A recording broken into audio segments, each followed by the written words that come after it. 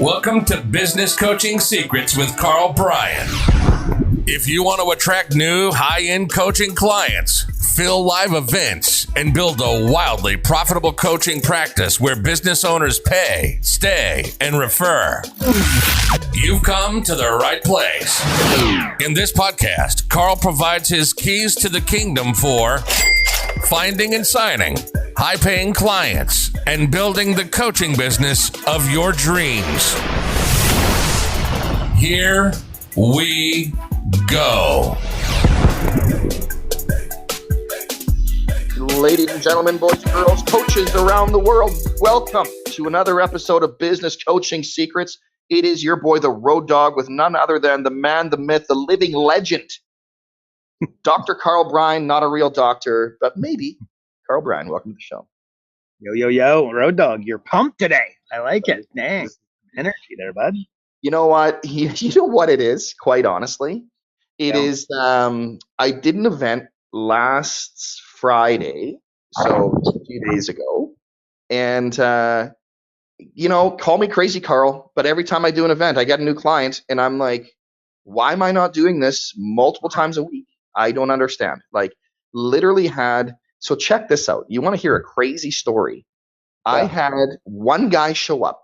I had two people actually message me saying, one guy, they had an emergency pop up, and another guy was sick and he wasn't sure. He's just like, I don't want to get anyone else sick. So they're coming this week. Fine. Okay. So I had 3 registered. One showed, one closed, 2 coming this week. And here's the craziest part. I had a guy all of a sudden come to the door of the boardroom where I'm at. He opens the door and he says, sorry to interrupt. Christian, I saw your ad again. I came to one of your events last year. And before I could get the contact info of your ad for this morning, you took your ad down, which I did, because obviously you do when the event starts. And he goes, I sort of guessed where I thought you'd be doing an event, and I just thought I'd take the chance to come down because I need to chat with you about doing some work. Nice. Well, that buddy consists, so again, the long haul, delayed gratification, you know what I mean? A bunch of things I could talk about there, but no doubt everybody listening gets it. You're living it, Road Dog, and that's where the punch in the jaw kind of comes through. You got to be Mr. Everybody wants to work with Mr. Consistent. The problem, or Mrs. Consistent, the problem is it takes a while to become there. You know, you can't cheat time, right? You go to the cafeteria, everybody wants to shortcut, everybody wants to cut in line. And unfortunately, Warren Buffett will tell you, you can't cheat time. How do you make money in the stock market? You do nothing. That's the secret. You do nothing, right? I mean, there's a quote. I think I actually sent it out to you not long ago. But I made all my money by sitting back and waiting and doing nothing. I think that's Jack Bogle. You know what I mean? And I'm like, oh my God, so good, so good. Whereas everybody else is on Robinhood, and they're moving their money here, there, and bloody everywhere, paying all kinds of fees, etc. So, not the way to do it. Well done. I love it, Mr. The other piece there for me is just, when you have something that consistently works, and dude, if you saw the presentation, this is the old school what do we call it before it was the focus group, but was it, or whatever it was? Yeah. And I was literally, because I didn't know how to work PowerPoint properly, I was literally flipping back and forth between 2 presentations. And no matter how butchered it was, it still works, dude. It still works every single time. It's like, I said to the guy, hey, I'm not here to do a hard sell. He goes, yeah, you don't have to. We're going to work together. And I'm like, okay, that's fun, right? Anywho, so that was my big one for the week, folks. If you got something that works, don't stop doing it, because you're only going to end up kind of hating yourself for it. And I can be your poster boy for that. Yeah, actually, Road Dog, jump in, because this is with clients back in the day. I used to say this: if you have a business owner that's been in business for longer than 3 years, it's basically what they do is it works so well they no longer do it. Yeah. Okay. That could be cold calling, that could be networking, that could be the Facebook ad, that could be the referral program, that could be events, that could be trade shows, that could be, standing out on the, whatever it is. But I'm telling you, direct mail, joint ventures. Like, it works so well, we no longer do it. You've got, again, it's difficult. Like, you know what I mean? Like, that's not top of mind, obviously, because it stopped X amount of time ago. Like, they do the radio ad and it works really well. They get busy, they stop the radio ad. And then instead of starting the radio ad back up again that worked, they go, all of a sudden direct mail guy. It's the recency bias, right? So then they're like, oh my gosh, you know what? Direct mail, this will be awesome. This will be way better than radio back in the day. And then they start to direct mail, and then for whatever reason, they forgot about the radio. And by the way, maybe the direct mail works, but what about running it simultaneously? So why not be doing, the radio show and the direct mail and the Facebook ads, by the way, as opposed to be doing one or the other? But the bottom line is, look, said differently, if your client's been in business for 3 years or longer, the number one way they used to generate leads to get going, I can almost guarantee you they're no longer doing. And all you got to do is uncover what that is, get them to restart it, and you've pretty much got a 90% plus chance of having a wonderful, lead generation mechanism that they're not currently doing, that they're going to start back up as a result of working with you. They're going to make more money. They're going to be happy. They're going to have a quick win. Your relationship is going to go in a great direction. So that's a good one. It works so well. I would say it's more of an addition to, not a replacement of. Don't replace what's currently working. Add on to what's working. It's sort of like if I'm running an ad campaign, I know my benchmarks and I know my baselines, right? Like I know the high watermark of my ads that are consistently performing. You know what I don't do? I don't kill those ads and try something completely different. I run ads in competition with those ads to see what else will work as well. I'm not going to turn off a campaign that is working. So why would you stop doing something that you know is working? I guess that'd be my question. You wouldn't do it in an ad campaign, so why would you do it in your actual business and in real life? I think that's the question. Oh, nice. So, hey, listen, I want to start the week and start the call with, give me one. This is gonna be like, this is it, dude. I'm gonna be asking this every week. So top of mind, be ready for it every week. I want you to give me one needle moving thing that you've learned over the past week. Okay. By the way, I don't know if you could hear that. I'm doing this from my balcony today. So if you hear a little bit of outside noise, it's trust your instincts that is exactly what's going on. So I'll apologize in advance. And a truck just drove by. So needle moving thing that I've learned this week. Is that the question? Yep. Needle moving thing. Okay. So this isn't something I've learned this week, but actually, you know what I've been doing for a short period of time, but an increasingly more, you know what I mean? I'm amping up the tempo. I'm accelerating it because I just really believe in it. Here's something. So, okay, you've got different levels of consciousness, no doubt. I'm not going to explain. Hopefully, you know that. And if you don't know it, just trust it. It's fact, right? Hypnosis is something I know a little bit about. I've had clients that have been top hypnotists in the world. So here's the thing. So when you get hypnotized and they're going to get you up there to dance like Pee Wee Herman, what do they do prior? They get you into a very relaxed state. Yes or no? Okay. Your answer is yes, right? Correct. If they didn't get you to that relaxed state, would they be able to get you to dance like Pee Wee Herman? I think you know the answer to that, right? The answer is hard no. Nobody that's not in a deep trance is going to start dancing like Pee Wee Herman when the guy says dance like Pee Wee Herman. Like that's not the way it works. So, moral of the story is that think meditation. And again, I'm not great at meditation. I find it harder than most people would, because again, my mind goes quick, and I just think some people are wired for it, some people are not. That being said, I'm getting a little bit better, and I'm persisting. Remember, the guy that doesn't go to the gym or the gal that doesn't go to the gym is the person that will get the most out of going to the gym. The person that doesn't eat healthy and the person that the person that doesn't eat healthy will get the most benefit out of eating healthy, both from the obvious, but also from the discipline of being able to get there. So the person that can't meditate will get the most out of it. So that goes through my mind, like I've got to push through, I got to get there, right? Okay. So when you meditate, a little bit of common sense here, would it make sense that at a higher level of relaxation, would it work a little bit better? The answer is yes. Okay.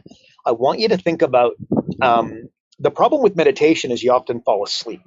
And that's not to mean that it doesn't work, but that is a little bit of a ball rolling in the street. If you're always falling asleep, you're probably not going to get as much value. What you want to do is go to the level of consciousness just before you go to sleep, right? Okay. Well, guess when you are in that, you ever woken up at 3 o'clock in the morning and you've got to go to the bathroom, okay, the restroom, and then what do? You're like, you literally try to consciously not wake up. You know what I mean? You're like, oh, okay. So as soon, okay, translation, when you're in that state, and that is literally when you wake up in the morning, most people will not just wake up, boom, bushy eyed. They lie there in a little bit of a trance for a period of time. That is an incredible opportunity for you to cement things into your mind. So I want to challenge everybody listening that if this resonates with you, this is something you're like, holy smokes, okay, that makes sense.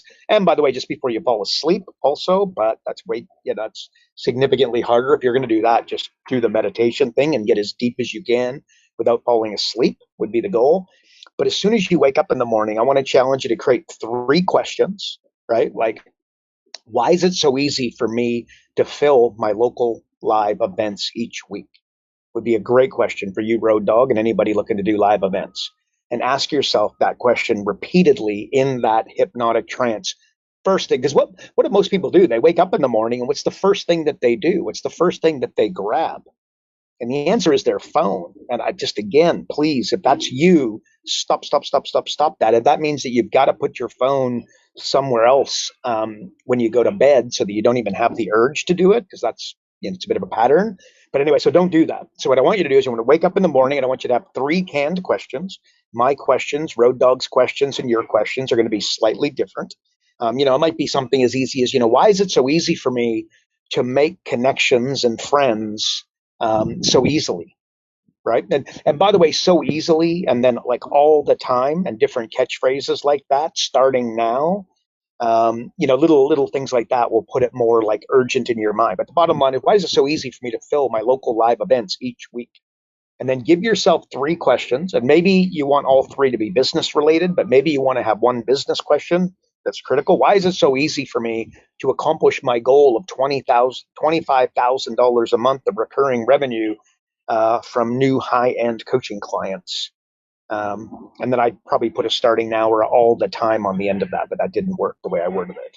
But anyway, so come up with 3 questions, one around finances, one around business, one around relationships, one around parenting, one around being a great spouse. And by the way, I'm limiting it to 3 just so that you can remember them very, very easily. And then you could say them each repeatedly whilst in that hypnotic trance. And I'm going to challenge, it's not a statement. Don't make a statement, which is one of the things that I have always done. And I've actually talked about on the podcast years ago. Road Dog used to say, I now command my subconscious mind to direct me to do whatever it takes to enter my goal starting now, which, by the way, has worked for me, and that's good.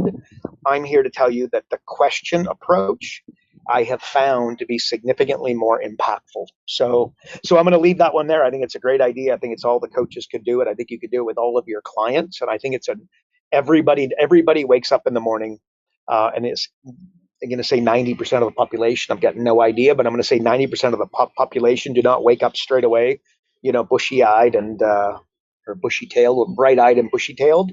They wake up in a little bit of a trance, quote unquote.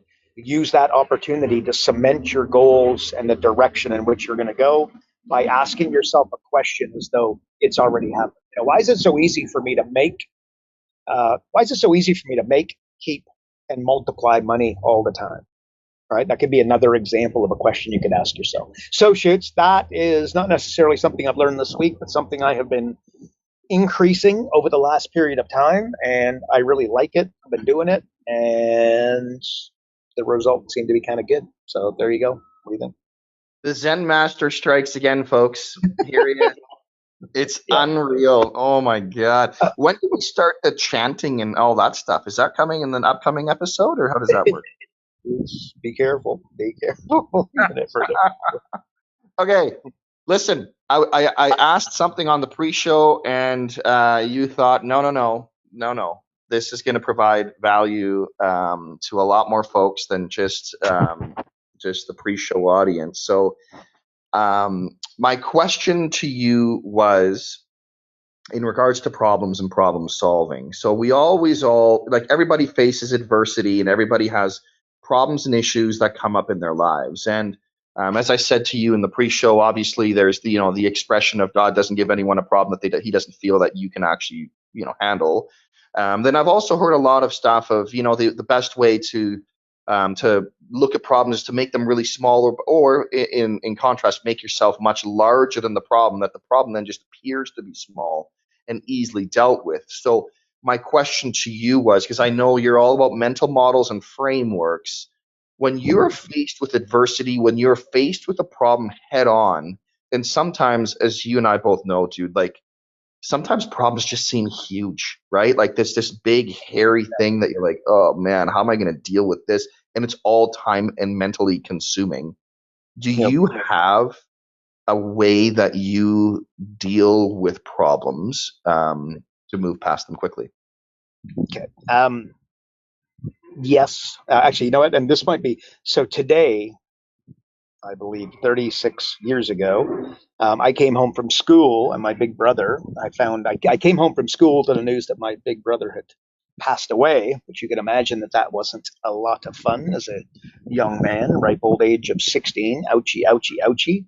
But if it doesn't kill you, it makes you stronger. And I can just tell you from so what? Why did I say that? Like you gotta, you know what I mean? You gotta make it. The trick is to make it small, make it insignificant, right? And you kind of answered the question asking me the question in that you got to make it big, right? So a good example, let's just stay on point of, the filling of the local live events and whatnot, right? So if it feels insurmountable to get 10 people to your local live event on Tuesday at the Chamber of Commerce, I just say that you know what I mean? It's just so small, you know what I mean? And that as a goal, you got to realize, and Elon Musk is trying to colonize Mars, and then you're trying to put 10 people in a room on Tuesday morning at 7 a.m. So, you know, leveling up the level of consciousness of the average business owner in your city, when you make that the goal, I think all of a sudden getting 10 people on Tuesday becomes like a little bit easier, right?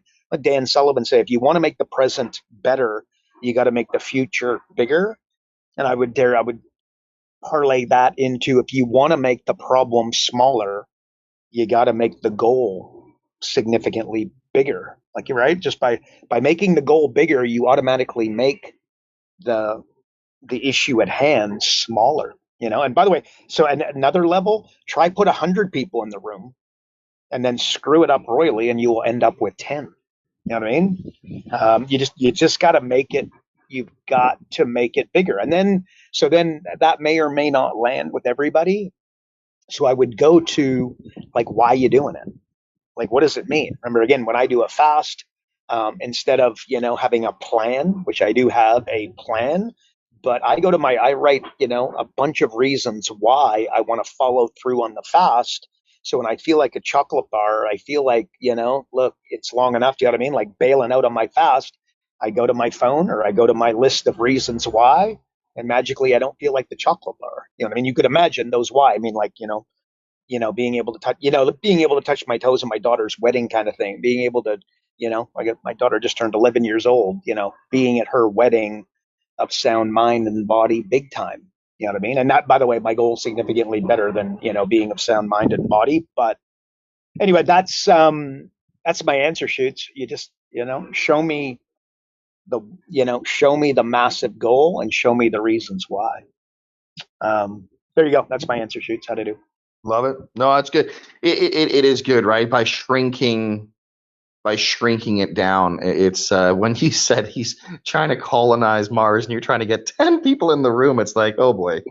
Like, Like, really, right? And I mean, at the end of the day, Elon Musk has got 2 arms and 2 legs. He's got oxygen blowing through his body. just like you do. The guy's got 24 hours in the day.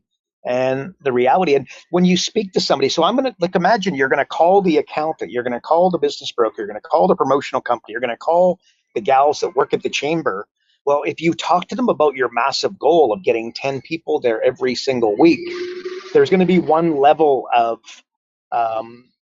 what's the right word? You know what I mean? Like they're going to be impressed on a particular level, right? And it's not very high one.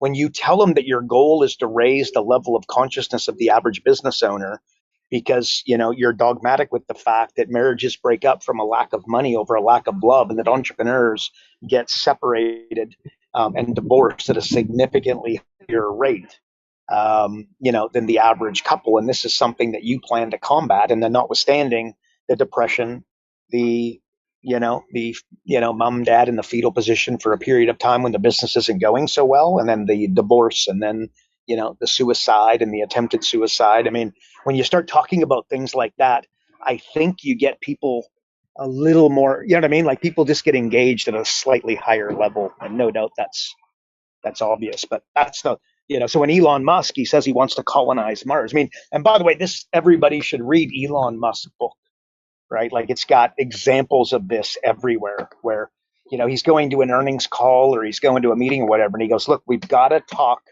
about robo-taxi, right? Like where we've got to talk about this because this is the thing, you know what I mean? That's really going to impress it. But they're like, but Elon, we talked about that the last 2 years and it hasn't happened. And he's like, well, we're going to talk about it again. And by the way, we're going to talk about it again next year because that's what we are working towards and we are going to get there. The fact that it's taking a little bit longer is insignificant. What really matters is that's where we're going. And that's what that's what they want. You want to, take your caboose and put it up against a mission like that. You know what I mean? But again, 10 people, nobody wants to take their caboose and hitch it to getting 10 people a week. Not that that's not an admirable goal, by the way. If you put 10 people in a room every Tuesday at 7 a.m. For an entire 12 months, believe me, you have accomplished something very, very impressive. But I just don't know that that's my message. Do you know what I mean? It's going to be something like, it's everybody. Look, on the bottom of every one of my emails I write, it's right there.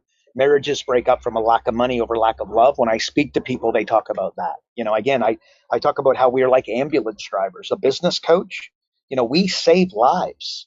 We save businesses, but saving businesses saves lives. If you know how many business owners I have been on the phone, males specifically, right, that have been suicidal at different times of their journey, including the moment that I happen to be speaking to them. Because again, that's just something that I talk about at a higher level than others. Because again, I know it. So it would just blow your mind. You know what I mean? So this isn't like something that I'm pretending to be real. This isn't me trying to, create something out of fresh air to try galvanize, people behind me. I mean, this is absolute fact. And I guarantee there's somebody listening. There's not somebody. There's like, as there's lots of people listening to this that as I say it, they're like, wow, yeah, that's me. Right. Well, again, that's got power. So it's like, okay, so if it happened to you and it's happened to them, it's happening to others. So do your do your event. That's the reason to do the event, to save the business owner from themselves, because your advice works and they may spend money with you and they may not. But what you're not going to do is you're not going to rest without them getting that information that to be powerful, right? And then if you were to press me, Road Dogg, you go, give me an example of something so freaking powerful that you're like, every business owner needs to know this. And I could give you 100 examples, but let me tell you, when you understand financial statements and you understand, very simple, economics or small business finance, okay, understand financial statements and the 101 of math when a business is taken into account, it's that when you make a dollar, if you got 20% margins, you could turn on the Facebook ads, make the sale, and you keep 20 cents, right? No doubt everybody, 20% net means that if you make a dollar, you keep 20 and it costs you 80 to keep the 20. The 80 goes to expenses, right? Staff and, ads and etc. When you cut a dollar, okay, so you go to your expenses and you save a dollar, guess how much you keep? And the answer is 100 cents. Now, that is boring. And if I don't manage the psychology of myself and the business owner that I'm sitting with, it's hard for me to get them galvanized behind that, because it's not Facebook ads. It's easy to get them galvanized and excited and, pumped up about that. Going to their credit card statements and going to their P&L and L and going to their expenses and saving $1 is much harder. It's a lot less sexy. But if I was $2,000 a month, 24 grand a year, I was $5,000 a month, 60 grand a year. If I was $10,000 a month, 120 grand a year. If I was $500 a month in my group program, 6 grand a year. Where's a smarter place for me to start with the chiropractor? Making money and keeping 20 cents, or saving money and keeping 100? And the answer is painfully. And by the way, so if you start with your client and only go to their credit card statements and only go to their P&L, because I know, human psychology, that might be a short-lived. It's going to be difficult for you to do that, right? So there should be a combo of. But what's at the absolute top of my list that I just told you, and I think every business owner needs to hear that, and they need to hear it in an emphatic, passionate, intelligent, authoritative way. But because nobody else is telling them. I'm telling you, nobody else is talking about that, because it doesn't have, the Facebook influencer is not talking about that in any way, right? Because again, it's not sexy. It's not something that they can get their quote unquote audience galvanized. So that's my answer. Shoot for something big that people can get behind, like colonizing Mars, raising the level of consciousness of the average business owner in your city. That's my answer. Can I just walk you through mentally, like, where I went through that entire conversation? I went from, yeah, that's a stretch, right? Like I'm gonna save marriages, I'm gonna save somebody's life, but then it's like you kept going, right? You're talking about your bro, and it's like, oh wow, like the amount of attachment that you have to losing your brother, to then trying to have the biggest impact. The reason when you talk about financial statements, I can feel the emotion behind it. Yeah. Because that right there, and it's just like, okay, so maybe it's not saving somebody's life for you. Maybe you've gotten divorced because of money issues. Maybe you've just felt the pain of not having money and not being able to say yes to your kid. Whatever it is, if you attach that pain to, and again, you found the shortcut, which is, I know it's not sexy financial statements, but it's the quickest way that you're going to get yourself out of this mess. Holy smokes. Like, if you can attach those two, that's powerful. And it's interesting, just my brain, I'm like watching my thoughts here and going, oh my God, like, it completely transformed as you kept going. Okay, education. If you got a homeless guy and a multimillionaire, and there's a gap between the two, the gap is education. So what you just said, you kept going. I'd like to think I kept educating. I stayed on point. And then but there's A, and then there's B, and then there's C, and then there's D, and it all, comes into this, that you need to save. That if I want to cover my fees and I want to pay my way and I want you to have a great existence and for you to believe in our relationship and you to actually, when I say jump, you say how high, this stuff needs to be meaningful, and the best way to make it meaningful, my experience is that, make your clients some money. Don't hide from the fact that that's not a real thing. And like I said, you start saying jump, they say how high. It's powerful stuff, Shoots. But when you say it, Karl, when you say, how do I cover my fees? It's like, the only reason you give a crap about covering their fees is because you know the impact that you can make, but it's going to take some time. Because everybody quits. What does everybody, all the coaches say? Yeah, I gave all this awesome advice and they didn't do anything. What did they also say? They wanted me to do it all. Okay, right. There wasn't enough education there. You know what I mean? Like, that's not, believe me, you know what I mean? Like, you just can't stay there, right? Like, that's not the reality. Remember, it's the surface level. When I call the daycare and I say, I want to bring my kid there, what's the first question? How much? Where are you? Is that really why I'm going to choose the daycare? And it's no, the real hot button. And mom makes that decision. Father doesn't. Dad doesn't. Mom does. The answer is that it's accountability. if I didn't feel like my kid was 100% safe and that you were going to care about my kid the same way that I cared about my kid, yada, yada, yada, I mean, I'm just not doing it. You know what I mean? Like, that's not where I'm taking my kid. But the first two questions are how much and where are you? So when you speak to the daycare owner and you say, look, what's the main criteria buying? Is what they say. How much and where are you? And I say, Right. yeah, look, that's important. Like, I'm only going to drive past so many daycares to get to yours because I got to be realistic because I'm going to work.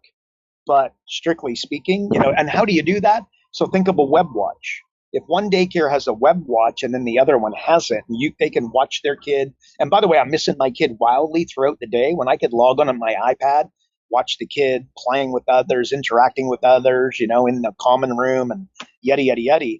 That's going to make me feel great. But it also makes me feel great because I know if you're willing to let me watch you, my heavens, you must be, running a really good show over there. Okay, so let me stop you there for a second, because what's interesting is you like you're piling on the evidence, right? Here's how I can help. Here's what you got to do. Blah blah. How do you, Karl? How do you stay connected to your why, to your reason? Because the passion that you have behind it, like, and I don't want to go too ad lib and off script here, but man, like, you are so connected as to why you're doing what you're doing. How do you stay that connected and keep that passion so alive? Yeah. Look, I love the question, Shoots. Just honestly, man, because it just comes from my soul. Like, just imagine, again, it was literally, today was the day. I mean, be careful. I don't want to talk about it too much, to be honest with you. But, I was a young man, very impressionable, going through puberty, 16 years old, and boom, you know what I mean? So, like, it's just, and again, then my parents got separated. My parents got divorced, and then stepmommy steps in, and you could have done, my dad was my best bud. I'll let you guess as to how excited I was to meet stepmommy. Blah blah blah blah blah. I mean, it was horrific, dude. You know what I mean? And then my mother drank herself to death, by the way, as self-imposed punishment. And I had a front row seat at the age of 17, 18, 19. Again, I'll let you think about how enjoyable that was. So I don't want to. But look, so okay. So then my concern there is I say that, but like, Karl, you got such a powerful why. I don't have that. But let me tell you, you'd be surprised. You know what I mean? Like, and all you got to do, remember Road Dog? I remember doing this with you over a beer many years ago. You go, you know what I mean? Like, I think you literally said that to me. I don't have a why like that though, Karl, right? And I go, Shoots, tell me the three most painful experiences in your life and don't think much about it. Your instincts are correct. Give them to me. And you give me your three. And I'm like, oh my God, Shoots. Like, what about that? And so, do you know what I mean? Like, you go to your three most, painful moments. You'd be very, very surprised how deep, how deep they run. So me.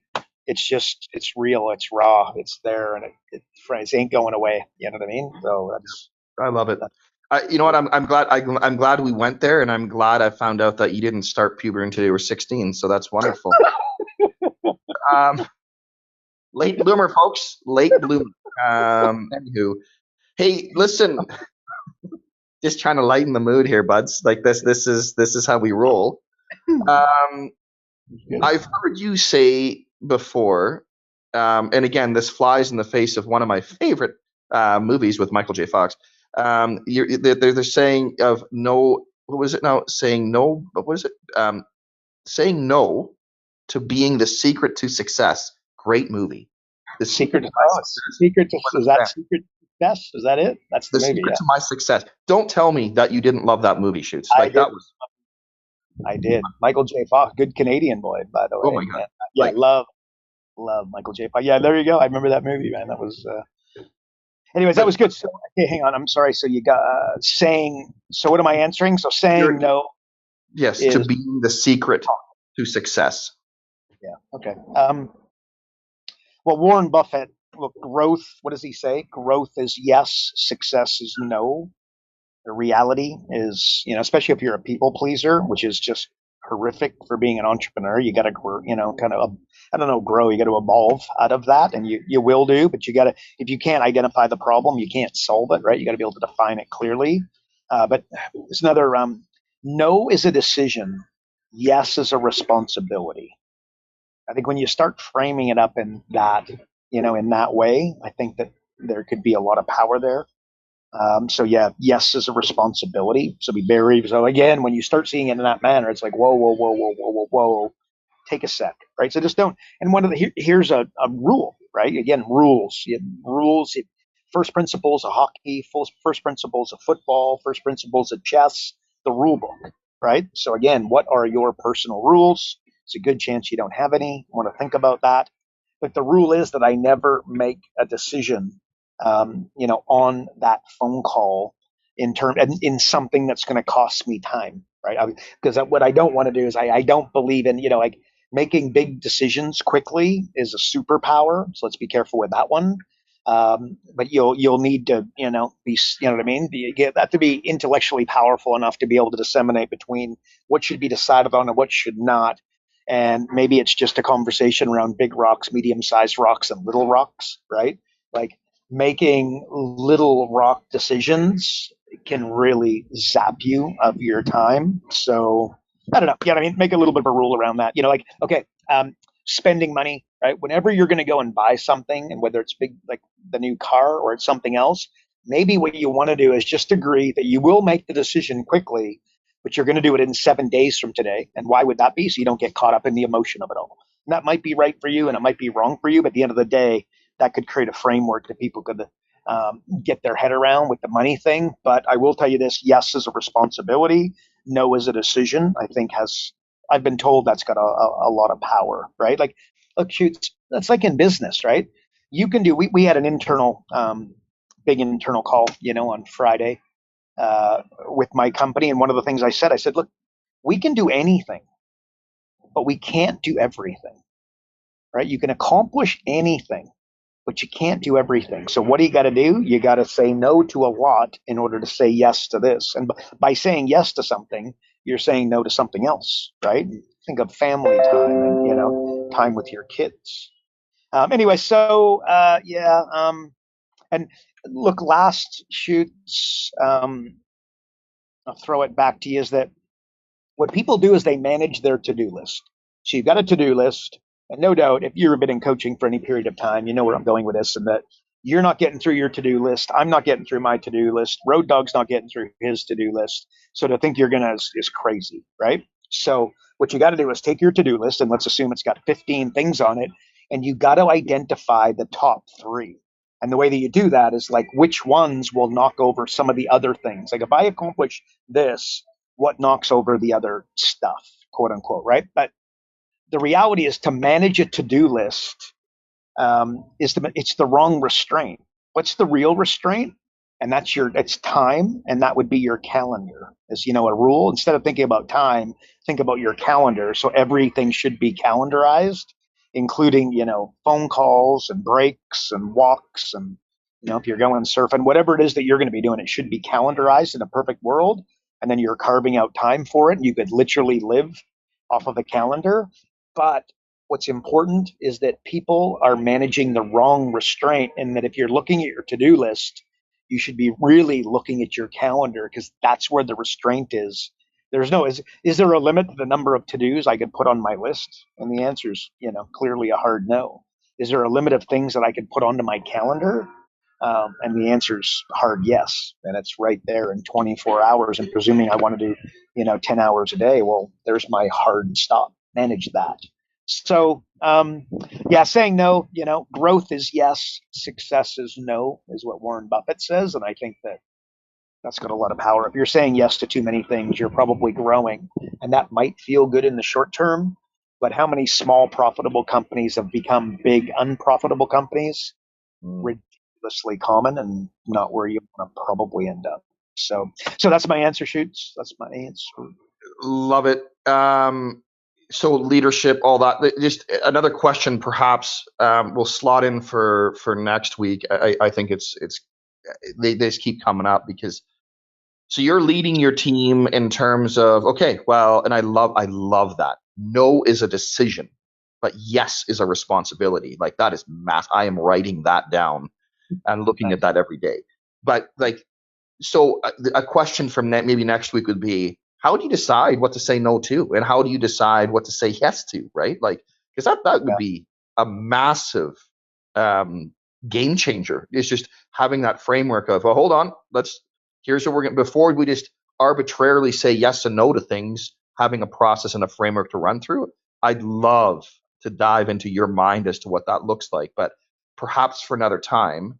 I will say though, as you're leading your team, maybe talk to me quickly about leadership of a coach, leading a client, right? So can you just sort of touch on that real quick? Yep. Okay, leadership. So leading a coach leading themselves and then leading a client. Is that kind of this premise?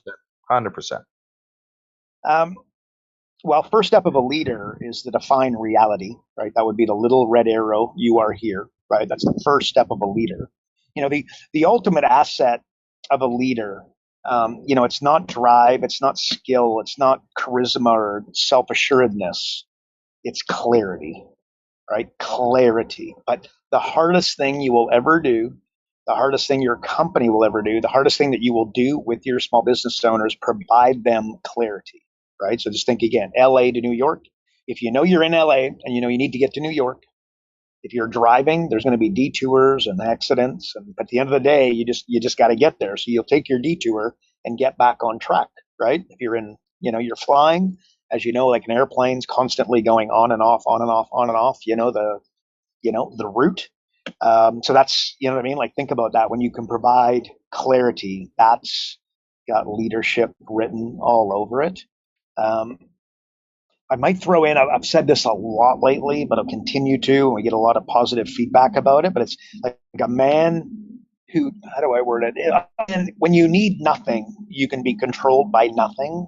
When you need nothing, you can be controlled by nothing. A man who needs nothing can be controlled by no one person or no one thing, right? Hopefully I'm saying that. So that's the premise. I think I say it a little bit differently normally, but there it is, right? Needing nothing allows you to be controlled by nothing. I think has power. But does that mean you don't need nothing? No. But at the same time, you can't go into a meeting worried about what people are going to think. It's those things that you can control and things that you can't control. Part of leadership would be identifying the difference between the two, right? And no doubt, like, it doesn't take a rocket scientist to say that or to work out that when I say using a barometer or a gauge of what other people think as your North Star or the direction that you're going, probably not going to work out all that well for you, right? Look, in closing, and I might say this too, Shoots, like, okay, here's how much did you spend on your car last year, right? So we got maintenance, we got the payments, of course. You got to put some gas in it, you got to put some oil in it, probably throw parking in there and service and maintenance to do, right? So how much did you spend on your car last year? And why? Because your car gets you to and fro, and you're very reliant. You're reliant on it, right? Well, how much did you spend on your personal body last year? By way of supplements and vitamins and personal trainers, and like I get a massage every week. Often I get 2 massages a week. I get a massage pretty much every week. Things like that. And by the way, if you understand it, massage, it's good, but there's a lot of health benefits that you could look into it for 2 seconds, and you're going to see that there's a lot of health benefits to getting a massage. It's not just a, look at me thing. It's a very powerful thing for your well-being. Or I don't know, you tell me, maybe it's not for you, and maybe it is for me, and maybe it is for Road Dog, and then not for somebody else. That's all good. You decide, you know what I mean? But I can tell you that I think that, it's a payment each week that is well worth spending. So that, maybe said differently, Shoots, the greatest financial investment you can ever make is in your own health. And I think that's real leadership. But then I would ask, like, why don't you do it? And it's because you got everybody's priorities before yours. But, if the plane is going down, what happens? The mask drops from above. And what do they say? Who gets the mask first? You or the kids?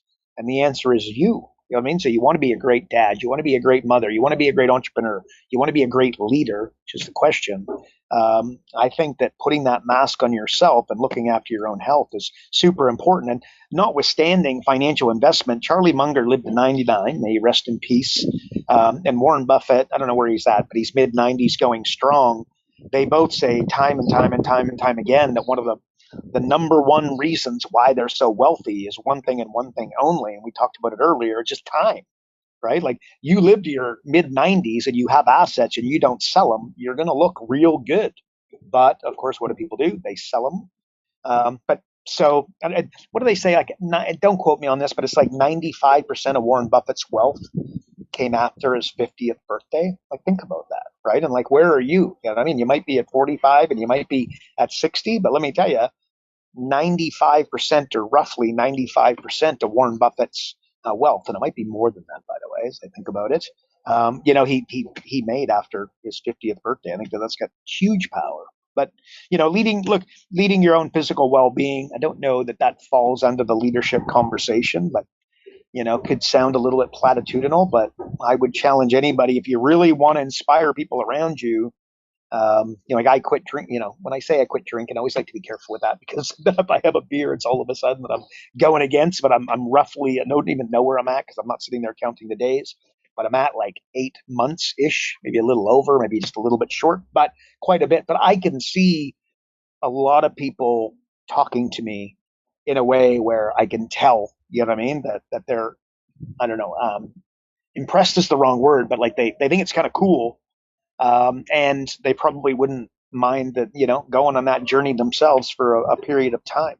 So I don't know. And that's me just, taking ownership over my own, well-being and, physical well-being, emotional well-being, mental well-being. It's been very, very good for that. Like I said, I've really, really enjoyed it. Again, I'm probably not going to be the guy that's never going to drink it again. I don't know if that's going to be the way it's going to go down. I don't know. I never planned to go 8 months without drinking, by the way. It was never a plan to even almost stop drinking. It was to take a break, and then I kind of liked it, and here I am 8 months later. Anyways, I don't know. I think that may, if again, Road Dog, he does marathons. He's always jogging. He's constantly working out. If you see him on Facebook, you know what I mean? He's constantly in the gym. The reality is that there's a lot of leadership in that, but it's the type of, putting the mask on yourself first. And I think that's got power. But maybe a better example is way, way, way better example in the context of what we're here to talk about and, business coaching, running that local live event every single week, come hell or high water. One person shows up, 3 people show up, 30 people show up unexpectedly, and you got to scramble for some chairs. You know what I mean? They get their best presentation. You do a bang up job. You're consistent. I got to tell you that consistency above all else will be the universe. It's not the clients. It's not the business owner, although that will happen, but it's the universe will reward you in a very meaningful way if you can push through. So that's my answer, Shoots. How did I do about leadership? 93. That's how old Warren Buffett is. Nice. There you go. 93. There you go. And I was going to say saunas. Speaking of things that are incredibly good for you, apparently saunas are supposed to be insanely good. Oh, 100%. Because you're okay. Why? Because you're sweating. What happens when you sweat? Right? What happens when you go to the bathroom? Right? 1 and number 2. Right? Like, this gets this stuff out of you. You know what I mean? It's just a level of common sense. You're sweating like anything else. What do you think's coming out of your body? Do you think your body's pushing out all the good stuff, or do you think your subconscious mind is protecting you and pushing out all the stuff that you don't want, the toxins? And use your instincts should be correct. And sauna is huge. It's huge. With that in mind, now, mind you, for whatever reason, I believe saunas are actually more beneficial than steam rooms, because I love a good schwitz. But I was going to say, getting all the bad stuff out of you, there's probably, dude, I'm sure there's something there about the power of journaling and why it's so important to get all this stuff out on paper. I'm sure that there's something there too. Hard, yes. Hard. Look, again, just use your instincts. Do you know what I mean? Much like sweating, it's a little bit the same, right? So yes, and yes. Shoots. I love it. There you go. Well done. Okay, listen, let's close it up. Give us one thing. What's the one thing that our listeners can take from today's episode, implement, and start becoming more successful in their coaching practice? One thing. I think that no is a decision. Yes is a responsibility. Should be up there. Time management, again, just understanding that your calendar is the restraint, not your to-do list is not the restraint. The number of things you can do, the restraint is your calendar. So calendarize all the things that you're going to do, including going for the jog, including going in the sauna, including, going and, making your shake and drinking your shake to do. And, putting your feet, meditating, again, does that make it onto your calendar? Most people would just do it when it's convenient. If you calendarized it, I don't know, would you? And you go, oh yeah, but I don't meditate, or I'm no good at it. I don't know. You go listen to billionaires, and then you tell me on average if most of them meditate, and let me help you because I've done the homework and the answer is hard yes. Maybe there's something there. And remember, if you're the person who can't meditate, find it very challenging, you're the person that gets the most from it. The same way that the person that can't get their butt to to go to the gym is the person that will get more out of it than somebody like Road Dogg who's there every day anyways. So, there's kind of that, but like something with my brother and whatnot, just, like your why, you touched on it and you're like, Karl, like this many years later, I've been doing this for close to 2 decades now. You know what I mean? And I've never, my mission has been consistent, for a long, long, long, long time. And it's a why, but I would encourage everybody to just visit that why, because that can be more powerful than any tactic, strategy, etc. you could ever come up with. It because the why, it comes from within. It's not something from without. It's from within, which has got power. So that's my answer. Shoots. How'd I do? I love it. Hey, I wanted to share with you something that my big takeaway. It's actually something I heard Dan Martell say. And he's talking about explanations. Your friends don't need them, and your haters will never believe them. Yeah. Right? How good is that? Like if you're out doing what you know you need to be doing, like your friends will never need to know why. Like their true friends will be there cheering you on. And I always, because for me, one of my biggest hangups is always just, what are people going to think? It's like, it doesn't matter. The people that aren't going to care, they're not going to care no matter what I say or do anyway. So just keep going, right? And with that, for me, the big takeaway is, as you alluded to earlier, that whole your mess is in your message. Let your biggest pain points be the reason that you help other people to avoid that same pain. I think I'm going to take that piece away from today, and I'm going to I'm going to hone in on that, and I'm going to start creating something in my morning routine to remind myself of why I'm doing what I'm doing, because I think that's going to be a super powerful piece. So thank you for that nugget today, my friend. Beauty. Awesome. That said, thanks for tuning in to another episode of Business Coaching Secrets, everybody, with the man with the worst view in the world sitting on his deck, feet up, I'm sure, sipping on some sort of coffee or some sort of water, definitely not alcohol, looking at the water in Turks and Caicos. I know it's a tough life Karl Bryan lives, but there you are. And if you're not on the inside, by the way, and getting access to the pre-show, or you aren't getting Karl's daily emails, or you just want to learn on how to grow and scale your business coaching practice, visit focused.com and subscribe today. And again, if you enjoyed the podcast, hey, please share it with a fellow coach or someone that you think might make a great coach. And of course, as always, we'd appreciate if you would rate the show, leave comments, do all the things to help us get that message out to as many people as possible. And that is it for another week, folks. We will see you in the next episode. And remember, progress equals happiness. Take care, everybody. Karl Bryan built Profit Acceleration Software 2.0 to train business coaches how to find any small business owner more than $100,000 in 45 minutes without them spending an extra dollar on marketing or advertising.